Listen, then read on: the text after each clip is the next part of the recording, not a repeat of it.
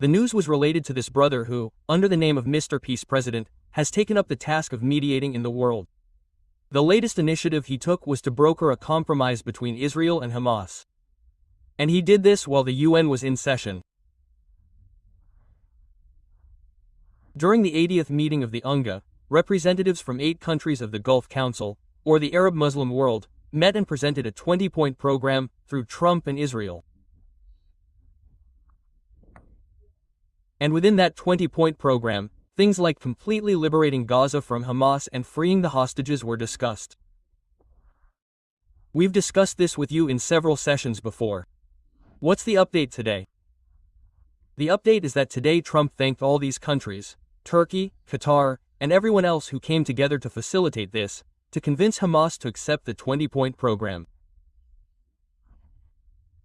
So, when the thanks started coming out, news was searched and it was discovered that Trump had thanked everyone for the ceasefire efforts being made inside Gaza. Furthermore, it said, based on a statement just issued by Hamas, I believe they are ready for a lasting peace. Israel must immediately stop the bombing of Gaza so that we can get the hostages out safely and quickly. Now it's too dangerous. Quote. So, in such a situation, they send a message to the entire world. Hamas has agreed to accept the 20-point program I proposed. As soon as this news broke, people were astonished to understand how Hamas had finally agreed to hand over Gaza to Trump. The entire story was about Hamas releasing the hostages. However, the way Trump thanked the world seemed to indicate that he was thanking Hamas for agreeing to the 20-point program.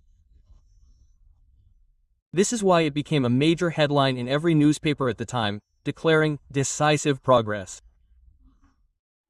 Politicians from around the world, including India and European countries, applauded Trump. Everyone began to believe that perhaps everything would be all right. This is why headlines in newspapers often reported Hamas agreeing to release Israeli hostages. But one more line is added, stating that the US wants changes to the Gaza peace plan presented. Let's discuss all these points in. Friends, as you all know, Trump and Netanyahu had something planned regarding Gaza, and that planning was reflected in these 20 points. Initially, it seemed they were thinking well for Gaza.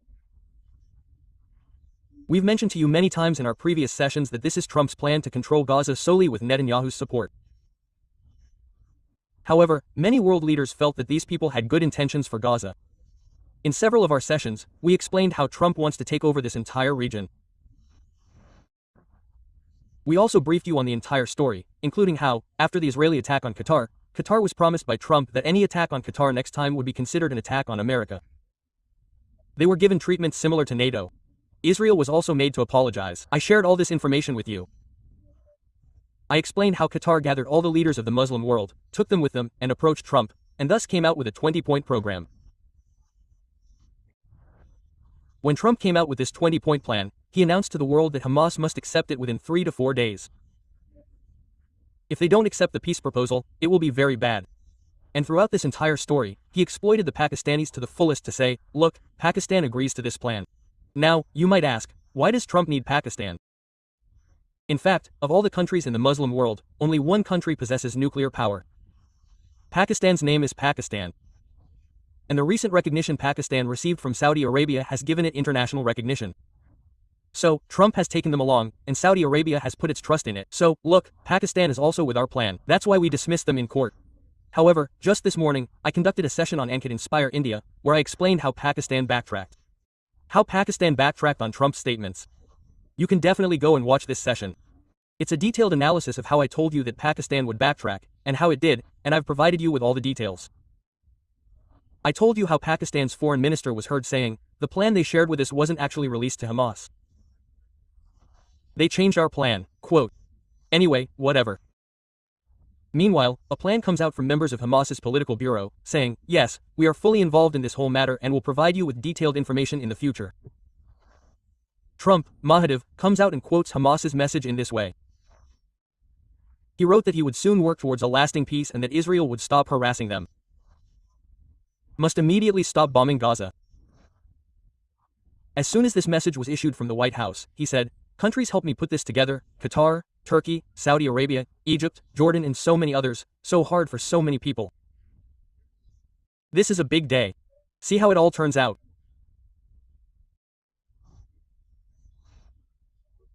We have to get the final word down, and we very much look forward to having the hoses come home to their parents and having understood that unfortunately the condition they come home likewise to their parents, because those parents wanted them just as much as 2 young men and young women were alive.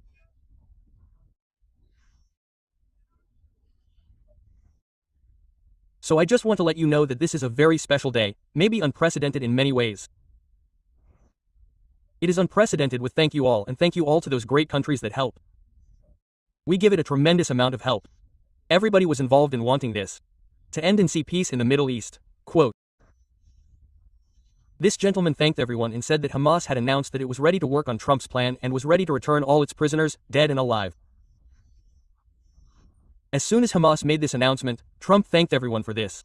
Simultaneously, many people around the world started clamoring for him to be awarded the Nobel Peace Prize, saying, 'Brother, please award him the Nobel Peace Prize. He has truly brought peace to the world.' Quote, indeed, for once, it was even considered. It seemed that if Hamas agreed to follow his path, Gaza would cease to exist. Somehow, Gaza would become completely American. And, for this reason, when Hamas's response came, all countries, whether it was Qatar's or Egypt's, began acknowledging it in various ways, as if Trump had truly accomplished something no one else had been able to. Everyone, from Pakistan onward, started saying, 'Yes, brother, this is a very good thing. This ceasefire will prevent future genocide.' Quote, the loyalists who had turned on parliament began saying that this would stop the attacks. President Emmanuel Macron of France said, 'Excellent. All hostages will be released.' Quote, everyone, from Keir Starmer to Georgia Meloni to the Prime Minister of India, Mark Carney to Antonio Guterres, all started writing, 'Yes, brother, everyone is ready to accept that Hamas has agreed to return.' A photo of Palestinians from Gaza emerged, showing them rejoicing as Hamas prepared.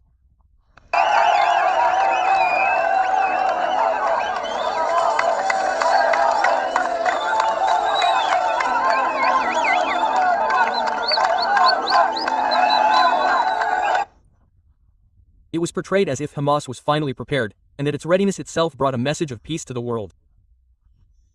However, Hamas took it differently. We'll explain that later, because somewhere along the way, the entire world was questioning how it was possible for Hamas to agree to their 20-point program.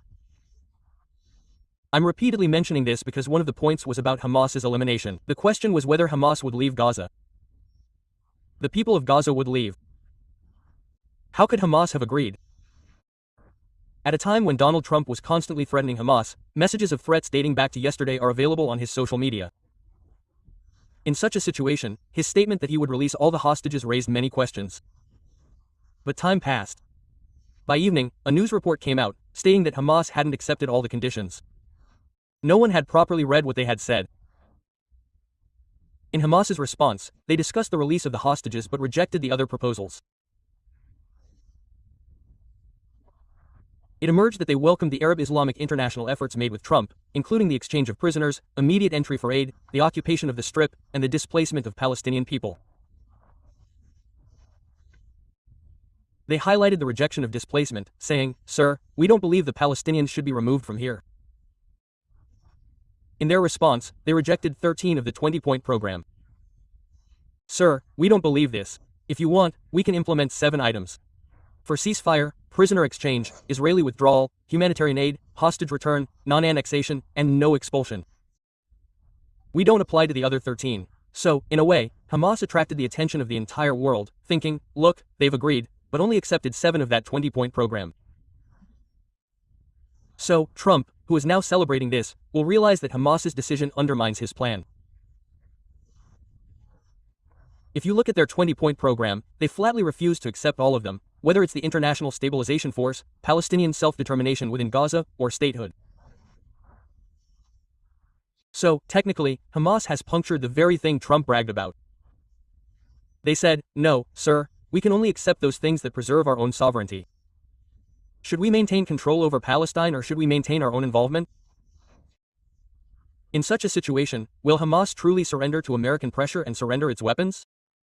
This is a big question. Meanwhile, news initially emerged that the Israeli Defense Forces had stopped bombing while Trump was trying to bring peace. But by evening, the bombing resumed. News emerged that 41 people had been killed by Israel.